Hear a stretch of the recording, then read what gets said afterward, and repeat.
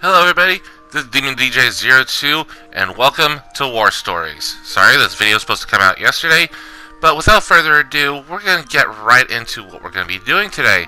And today, we're going to be traveling to Western Lenosha to tackle the dungeon known as Sastasha. Hide the chat so I don't have to have any business with my FC, and we're gonna go and take a look at the quest in question. It's probably pirates. As you see on the screen, wall of text. Basically, in no uncertain terms, Batteron wants us to go out to Western Lenosha because he received word that pirates were docking at a hidden cove within one of the caves nearby. So we meet up with one of his friends in the Yellow Jackets. I don't remember her name exactly. And then they point us to the direction of the Yellow Jacket by Sastasha. But they also tell us to go and visit the Hall of the Novice that is run by the Smiths. So, let's head to Aleport.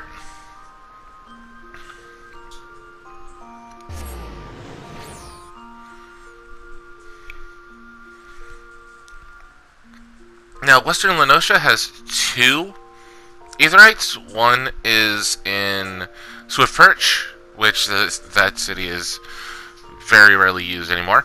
And also, the other one is in Aleport. So, from Aleport, we leave the Aetherite Plaza, past the Mender. We can mend our own gear, but quickly, what I'm going to do is I'm going to show you the path to take from Aleport to Sastasha Seagrott. Pop our sprint. As you can see, right in the distance, we're about ready to pass by the Hall of the Novice. Yep, as you can see, Sastasha is up ahead to the north, but the Hall of the Novice is right over here. What you do here is, as a secondary objective, you do Hall of the Novice stuff to get the brand new gear, which basically gears you up for the level 15 dungeons, so that way you have a complete set of gear, plus a ring that gives you an XP buff. Around the corner, and there's the Ethereal Conflux to say, hey, here's the entrance to the dungeon. Okay, we're gonna go and talk to Persia, and this is how you get information on the Sastasha Seagrott and how to enter it without going to the Duty Finder. But I'm gonna switch over to Bard. Make sure all my gear is set. Glamour is set. We're gonna make that our Bard outfit for the time being. And we're gonna jump into Sastasha Seagrott, and we're gonna jump right straight into the dungeon. So here we go.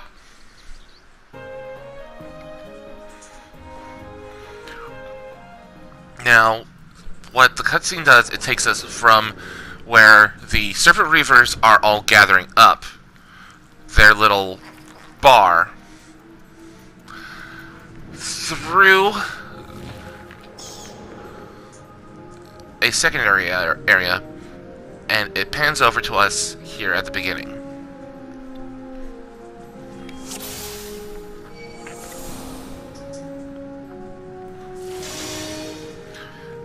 Healer, which is a scholar, pops protect on us, and we're off to the races.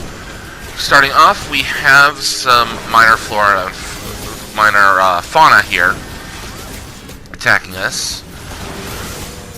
Pay no attention to the chat in the lower left-hand corner.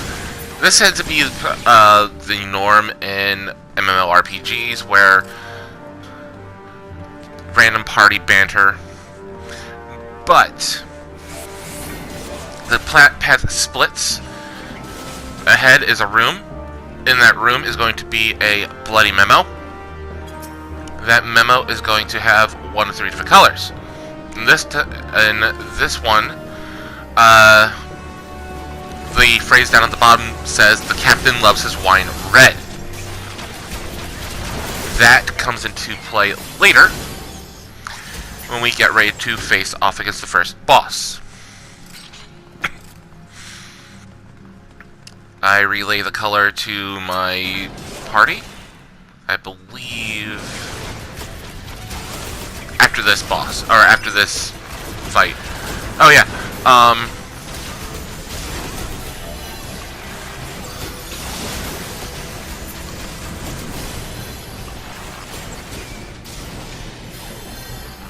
I relayed the color to the party, and we're going through attacking enemies. The healer's just sitting back with their heal fairy, and I'm just checking to see what the person said.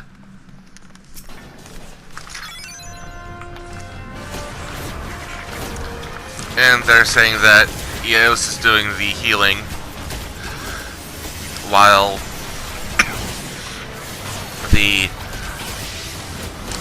healer themselves are doing DPS, but you know how things are. Basically, clear the next few mobs, and then we get into the next area, which is actually the Seagrott proper. Now this next section is a series of paths connected by the channel down below. Yes, we're in the Cattery now. This area is a little bit windy, and is populated by the Shade Seekers as well as giant clams. The giant clams, every time they open up their mouth, spew out at least 2 Shade Seekers. We also have fossil shells, we have more jellyfish, Aurelias. We also have some Orobons,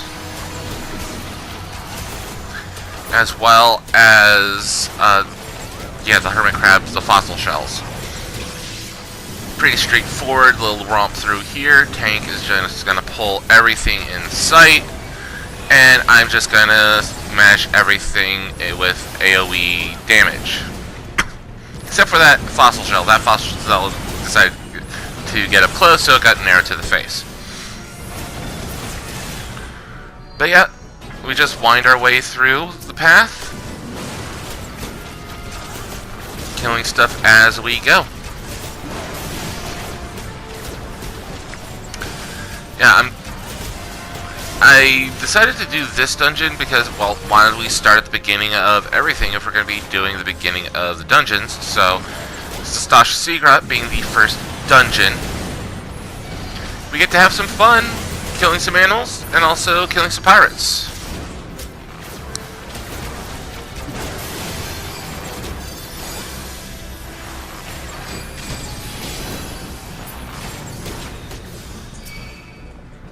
More Shade Seekers, which were spawned by the clam.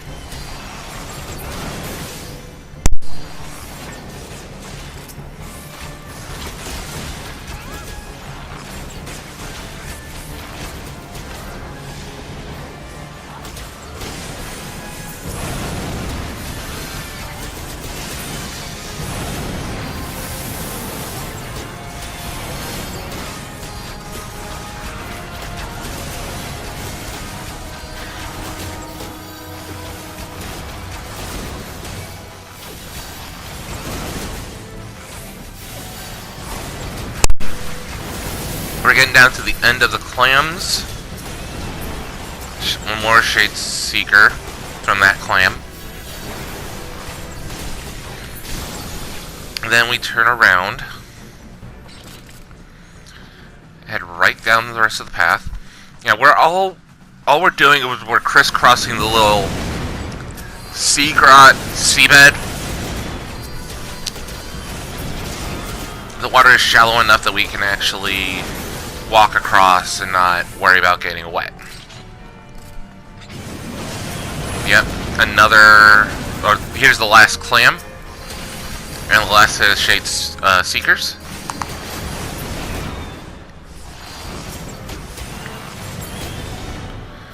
Too bad things don't run on AP. And here we go. Now there's 3 things of coral. 1 red, 1 blue, and 1 green. We had to activate the red coral, which unlocks that inconspicuous switch right up there. And boom, it summons the boss Chopper. Chopper's a coral. Pretty straightforward enemy. It only has 1 special attack, and that, I believe, is a blaster type attack. Oh, Charge Whisker. It's a short circle AoE centered on itself. So if you're playing melee, stay out of it. Seeing if I'm playing ranged, I'm all the way back here, and I'm safe and outside of its range. Yes, if you do get hit by it, you get hit with paralysis. And after that, that quick tank and spank boss is done. A plundered Salada is there for the tank to take.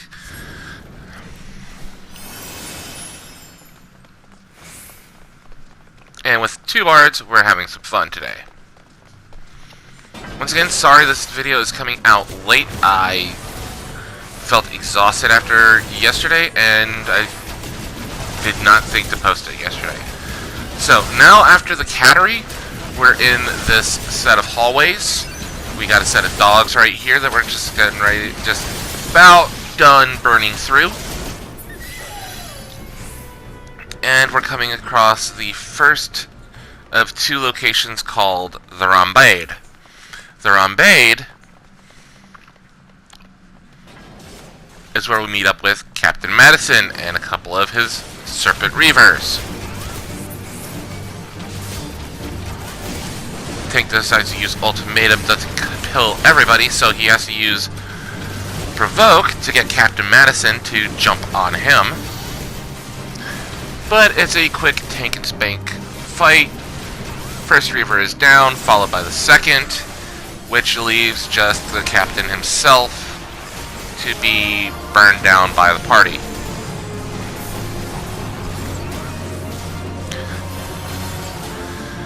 Now, unlike most bosses who tend to just disappear after defeating them, keep a close eye at his health. See, it got just below half and he decides to run. So in the chest, we got a pair of ethereal brass knives. I don't need them. My ninja's up at 70, so I just pass on them. And now we're getting into where the Serpent Reavers are hiding out. As you can see on the map, this central area spiders out into 7 or 8 different alcoves. But we're not going to go visit any of the alcoves. We're just going to beat on all of the Serpent Reavers here in the center until we get a key. That key will allow us to go to the captain's quarters, and I'll continue on in just a moment.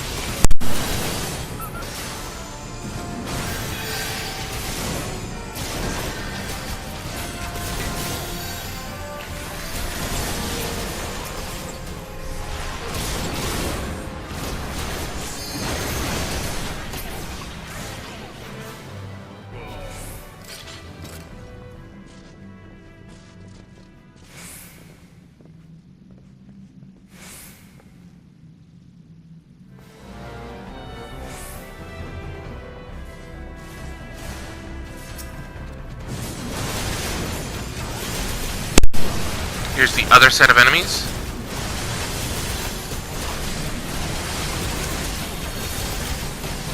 Now this set of enemies will drop the key that we need to bring us up into that room that is at our south.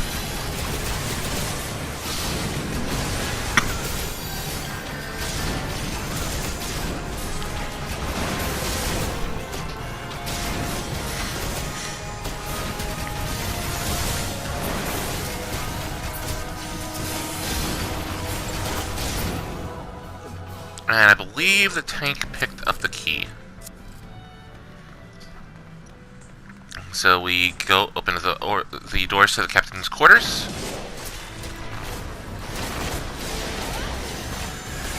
And we have a quick little mini boss type enemy here.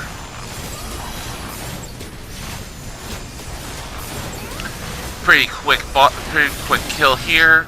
Wave Rider gate key drops. And that's right, the tank pulled the Wave Rider gate guards. Pass through the gate. We're at Dead Man's Drink. That was the room that we were in before. Dead Man's Drink was the section we were in before. Now we're getting ready to jump into the second Rambade.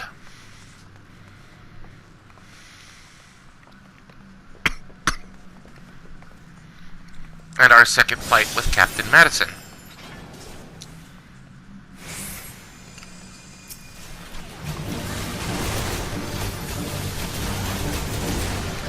Now, the thing's pulling the boss over to this portion of the room for the additional ad spawn that he calls for. Once both of his henchmen are down and he gets just about 2/3 of his life remaining, or actually no, about half his health remaining, he calls on the Scurvy Dogs.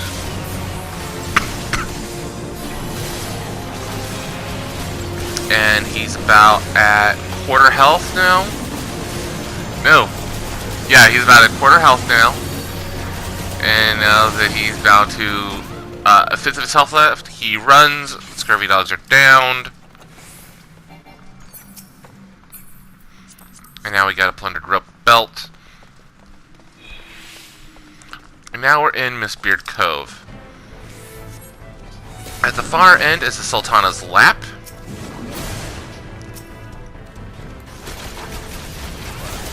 It's saying this entire area is Sultana's Lap. That's not true. The enclosed area at the end is Sultana's Lap. But this is the last line of defense before facing the final dungeon boss.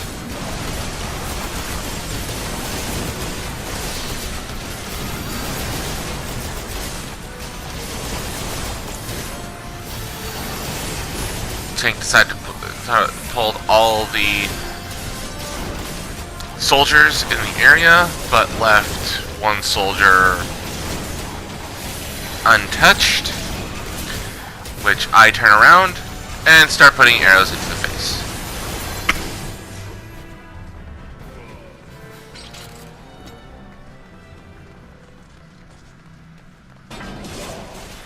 One last set of Reavers here. Nothing spectacular about these guys. I think there's a couple of paladins in there, and I think a pugilist.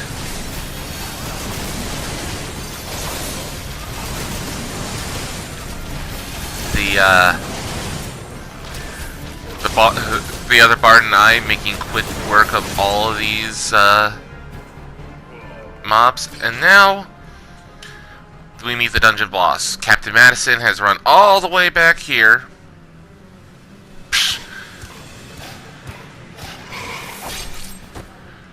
And gets stabbed in the face by the boss, Den the Orcatoothed. Den the Orcatoothed hired the Serpent Reavers to bring him plunder. And seeing that he is a Sahagin, he worships Leviathan, which means all these Serpent Reavers technically are working for Leviathan. But that's going to be something to deal with later. But this is going to be a pretty quick boss fight. One mechanic here is those unnatural ripples. You want to jump over there, activate the ripples, and stop the ads from spawning. But as the rest of this boss fight plays out, I'd like to thank you for spending your time to watch this video. I really appreciate it. If you like the video, give it a thumbs up. If not, give it a thumbs down. I don't care. Leave a comment saying how you found this video. And next week, we're going to take a trip to the Black Shroud, and we're going to go deal with a cult that's trying to raise one of the forgotten leaders of Delmora. That's right, we're going to be taking a trip to Tamtara Deepcroft, and we're going to be doing a quick run through that. Plus some cutscenes and anything else. By the way, my name's Ryan, and thank you for joining me. In the upper left-hand corner is going to be yesterday's video. In the upper right-hand corner is going to be playlist for this series. Down below is going to be my smiling face, so give it a click or tap if you're on mobile devices. And I will see you next time. Bye!